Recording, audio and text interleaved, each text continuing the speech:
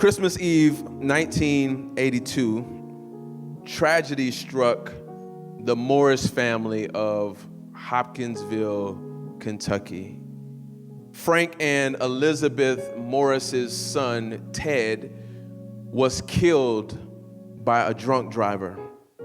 Tommy Pagage, 26-year-old drunk driver, only received 5 years probation.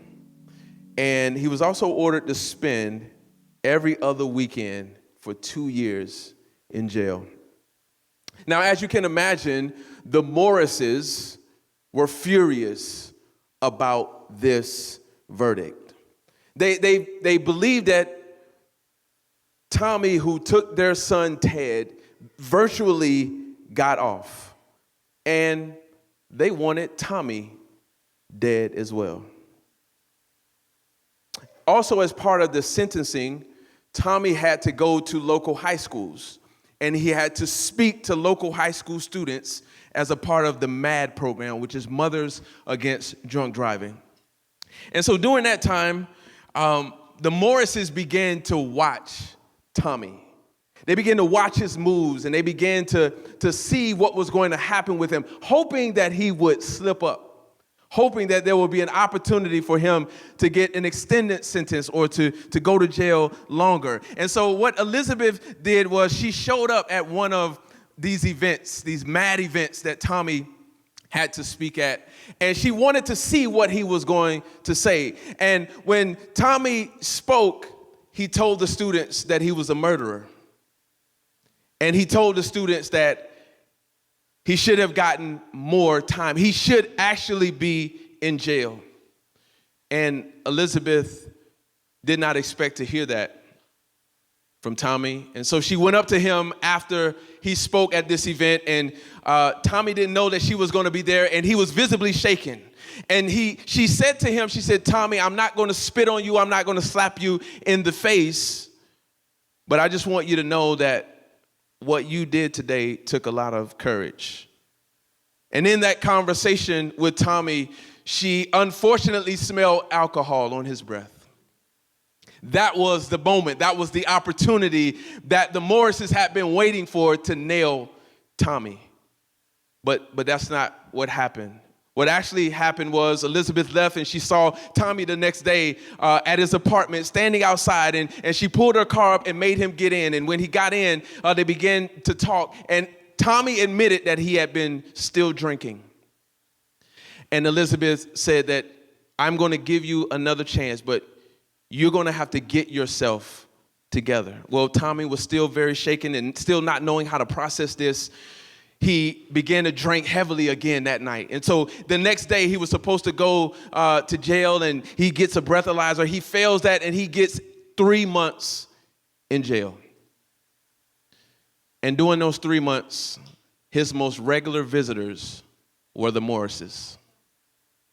The Morrises decided that this was a young man that was in trouble, that needed help. And they even decided to share the gospel of Jesus with him. And they decided to tell him about Ted, their son.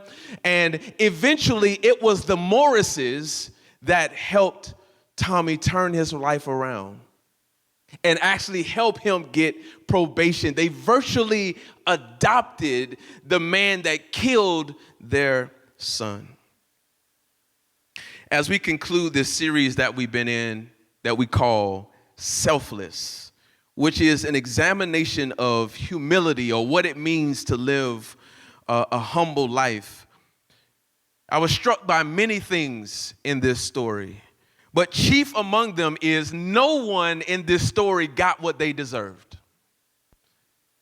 Ted is an 18-year-old young man who doesn't deserve to have his life cut so short and so recklessly. The Morrises are parents of a young man, and no parent wants to lose their child, let alone lose their child in this way. And Tommy, I mean, he's just an irresponsible 20-something who's not thinking of anyone but himself. He gets off light by his own admission. But the real impact of this story is not the decision that Tommy made to drink and drive. That's not the real impact, not his actions, but it's actually the reactions of the Morrises. It was the selfless intentionality of people who were justified in their actions, justified in their grief, justified in their anger. No one would argue with the Morrises if they held resentment in their heart, if they harbored anger in their heart. That would be understandable, right? Because wouldn't justice be Tommy getting what he deserved, getting more time? But that is, in fact, the real problem with the paradox of humility. Because humility, its expression is disconnected from merit, meaning what is actually deserved. And it prioritizes others over self. And it makes it makes humility both an unequal virtue, unequal to any other virtue, and also undesirable at the same time. This is usually not at the top of our list in terms of virtues that we're going after. Because humility asks me to make myself less in a world that prioritizes and rewards selfish ambition. So there's no real motivation to pursue humility, at least according to the world's standards. So if you have a Bible, I'd love for you to meet me in Romans chapter number 12 today as we conclude this series that we've been in that has been very, very challenging. And the last 2 weeks, we've looked at Jesus's example about humility. And these examples, which there are several, but we looked at two over the last 2 weeks. They're challenging to us because they go against the grain of our human nature. They go against how the world operates. In week 1, we talked about how if you're a Jesus follower, that humility should be our identity. And this was in response to the disciples going back and forth with Jesus about who is the greatest. A conversation that we're constantly talking about in many ways. Who is the greatest this or who is the greatest that? And Jesus challenges this, and he challenges them by showing them a child saying, this is the picture, this is the identity of humility, which made no sense because the child had zero worth in the ancient world. Then week 2, which was last week, we talked about how humility then has to be intentional because we have to go against the grain of our own selfish nature. And so what do we do when we have power?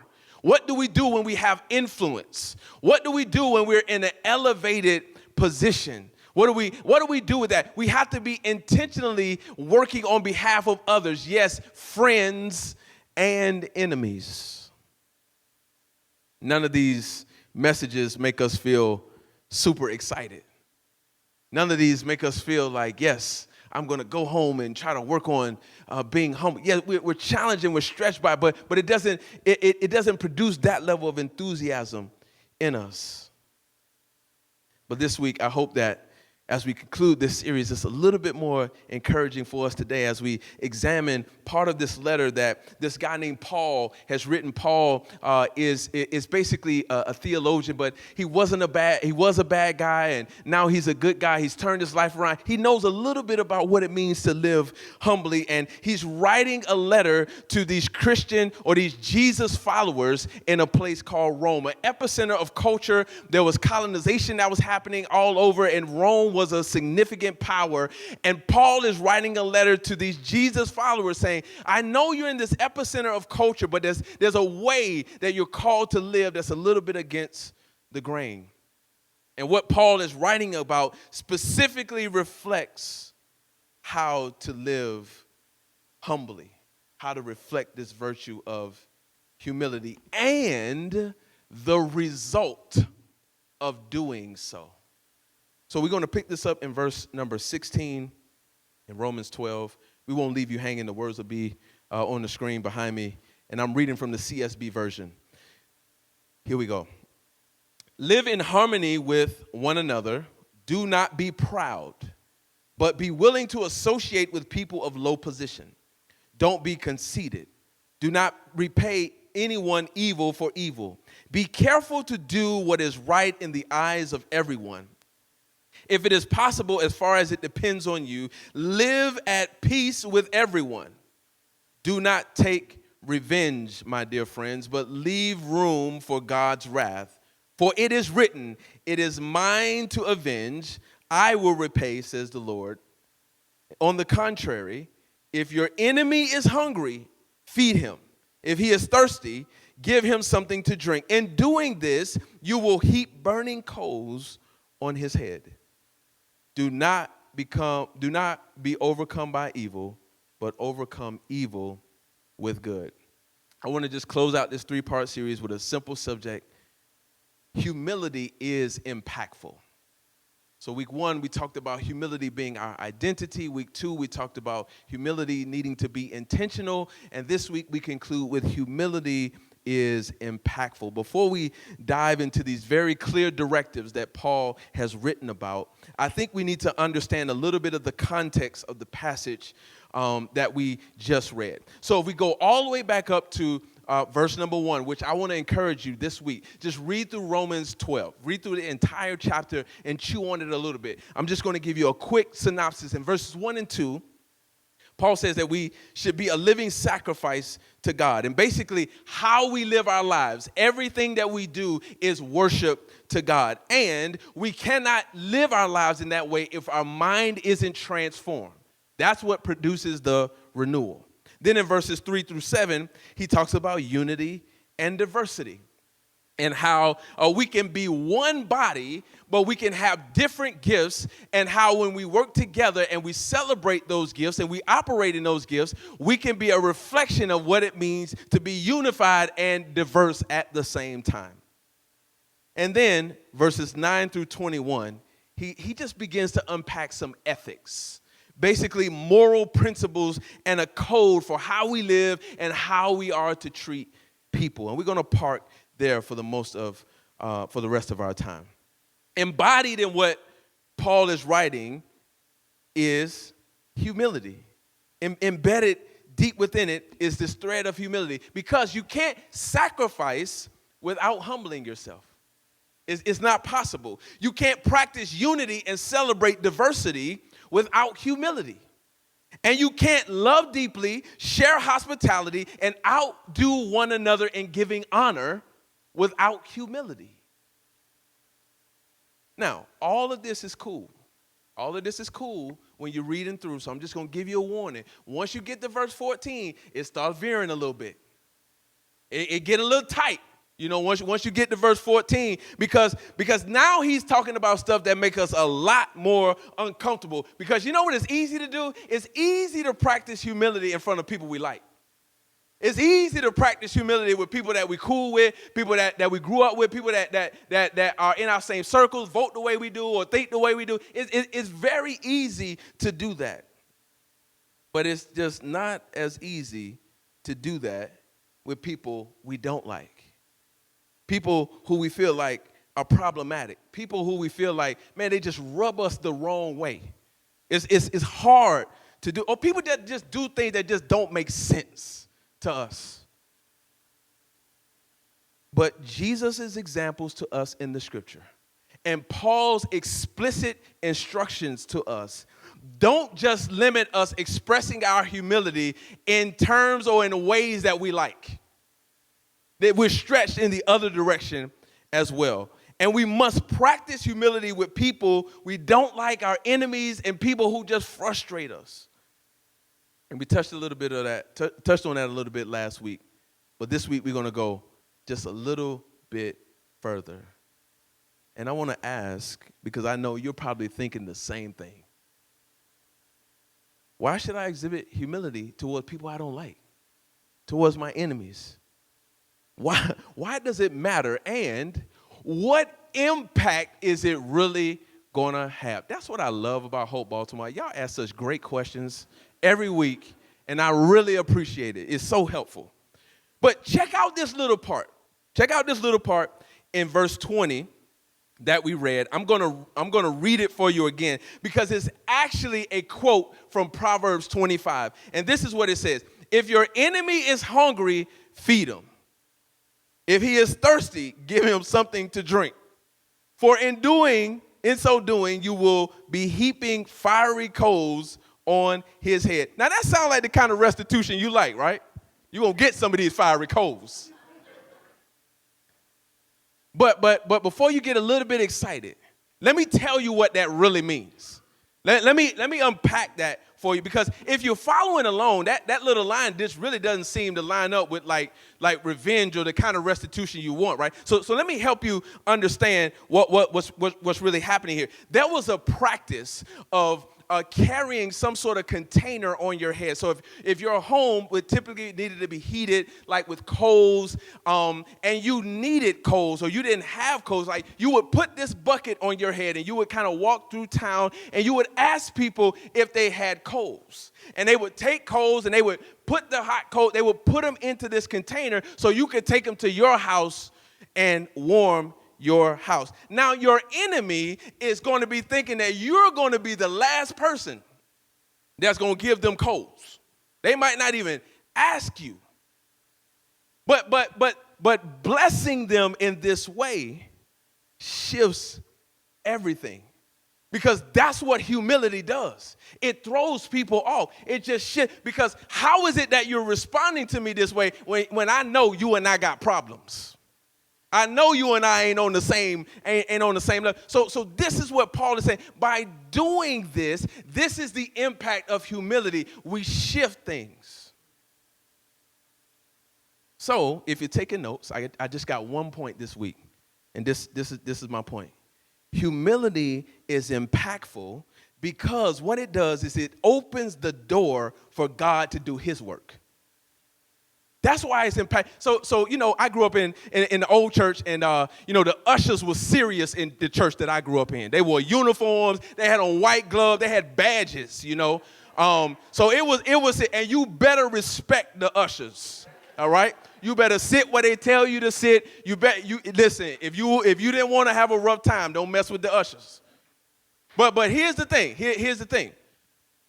Humility is impactful, and when we live our lives this way, all we are ushers to open the door to let God do his thing. Because he said it's his work. He's the one that's going to take care of repaying and making things right. That ain't on us. That's not our work. And that's why this is one of the values of Hope Baltimore. Is to be a church, a people that reflects humility. Because we're not trying to make Hope Baltimore great. We're trying to be a blessing to this city. We're trying to be ushers and open the door for God to do his thing in this city, in and through us. That's why we're partnering with organizations. That's why we're giving away what God has given to us, because that's what we're called to do. And guess what? That's friends, that's enemies, that's frenemies. It doesn't matter. We're here to bless. And so when we're telling people to come on and get some of these hot coals, that ain't revenge, y'all. That's just us doing what God has done for us, is blessing. Because guess what? The coals don't even belong to you anyway. They belong to God. It all belongs to God. So we just giving back what he's already given to us. So this is what Paul is echoing to us, Jesus' examples, and he's reflecting all of the things that we see in Jesus' life and the things that he is living out in his own life. But let me just give you two practical ways that this shows up. If you're taking notes, here are the two practical ways that I think humility is impactful. Number one, it prioritizes right relationship over being right.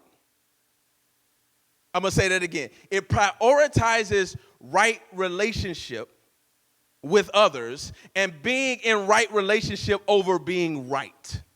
I think we just love being right. Man, we just love poking out our chest. I knew I was right, you wrong. But can I just tell y'all something? That don't do anything. It doesn't do it. And see, the Morrises, whose son was killed, realized that, listen, if we carry it this way, it's not going to change anything. As a matter of fact, it's just going to corrupt our own hearts. And can I tell you something else? Righteousness it doesn't even belong to us. It belongs to God. It belongs to him. And we're too concerned about being right, and it has a negative impact. Just look at the news, which I don't. Just look at what's trending. It's all about people thinking they're right and don't want to humble themselves and say, how can I help? Maybe I don't agree with that, but how can I serve? How can I show? You know what? I wouldn't put that on my agenda, but how can I humble myself and invest? This is why Paul says that we shouldn't be conceited. What would it look like if we push back conceit? That means thinking more highly of ourselves than we should. That's in verse 16. Then in verse 18, he says, what would it look like to pursue peace? He said, do everything in your power to pursue peace. Now, some people, they make it hard for you. I understand. But you do everything in your power to pursue peace. Listen, it doesn't mean we suppress our emotions. It doesn't mean that we don't get frustrated, we don't get angry. No, we just don't let that drive us to do something crazy. And when we have these emotions, when we have these burdens, when we have these things that we're processing through, you know what we're supposed to do? If we're in community with one another, we're supposed to share those burdens with one another. That's why Paul says, hey, we carry one another's burdens. So number one, humility prioritizes right relationship with others. Secondly, humility prioritizes restoration over revenge. Restoration over revenge. Heaping hot coals, that was about restoration, is what it was. And that's the kind of work that we're supposed to be about. And that's why we want to be in partnership with people in this city who are doing great work, people who are serving others. We want to be a part of that. We want to be trying to give more hot coals out and help. We ain't asking them why they got in this position and how long they've been there and when they're going to get them. No, that's not how we showing up. And guess what? People are going to cross us. People are going to misunderstand us. People are going to try to block us. People are going to say mean things about us. But we're still working to restore, because what that is a reflection of brokenness in our world. That's what it is, brokenness. So if it's broken, then we need to respond in a way that helps us to try to restore. And Paul also says that when we face opposition, that we shouldn't try to return evil for evil. I love this quote by Dr. King that says, war begets war. He understood that it's not going to produce anything good. And by humbling ourselves and doing good, we leave room for God to do his thing. Let me bring us in for a landing, and then we can hang out and celebrate a little bit. I've mentioned before how much I love research. I wish I had a little bit more time to read and study research. I love reading research articles. I'm a little bit of a nerd. If you're familiar with the Enneagram, I'm an Enneagram 5, and so we're investigators. Like, we have questions about everything. And so my wife teases me. She says, the most random facts about random stuff. Like, I just don't know, and then she just thinks she can ask me anything and I might know. But it depends on if I'm interested.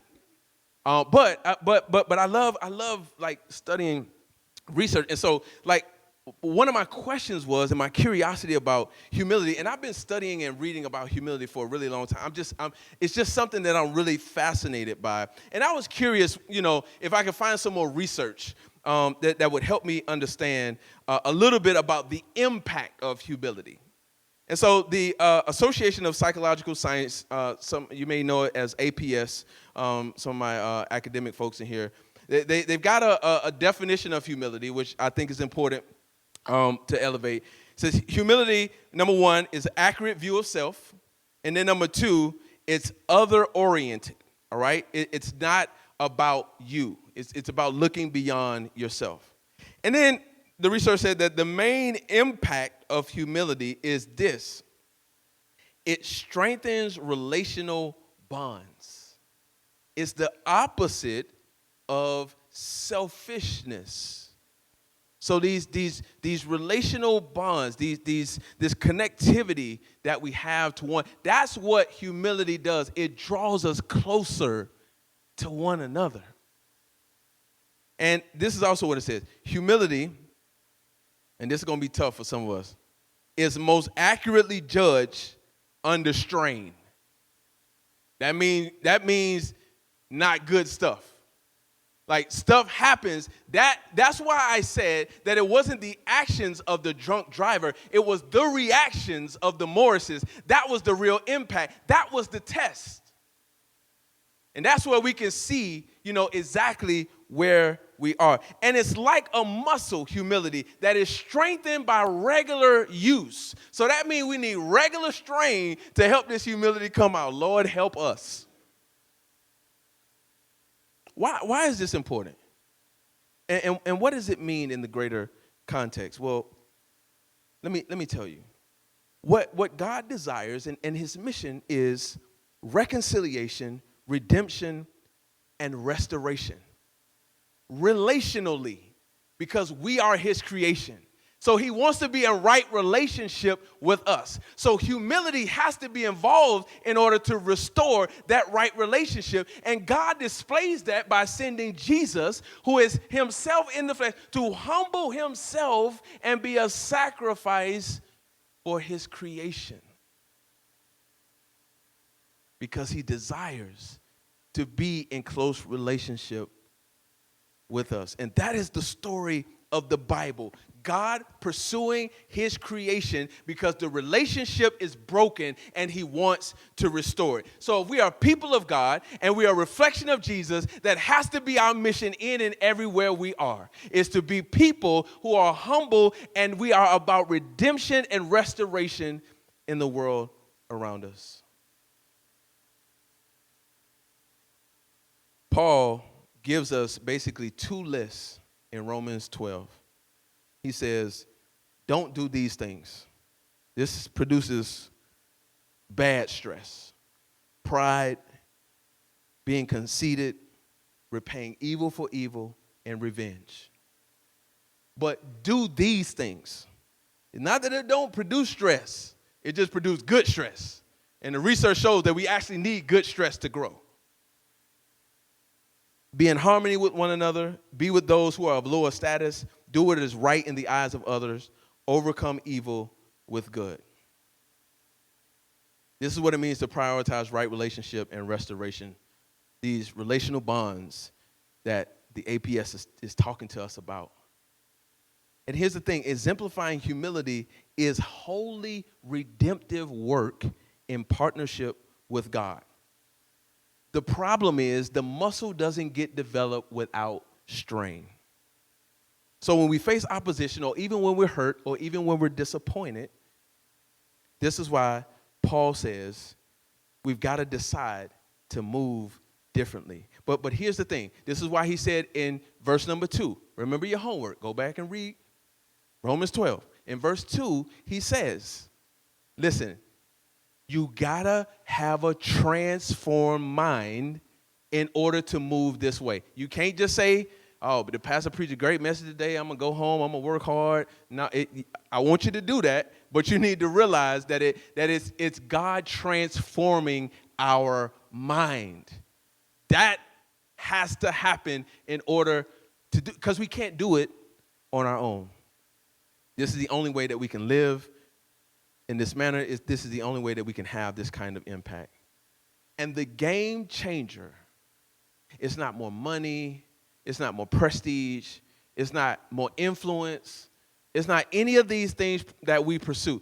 That's not the game changer. The game changer is humility and how we act on behalf of others with what we have been given. And that's my prayer for us. That's my prayer for Hope Baltimore and how we show up in this city. God, help us.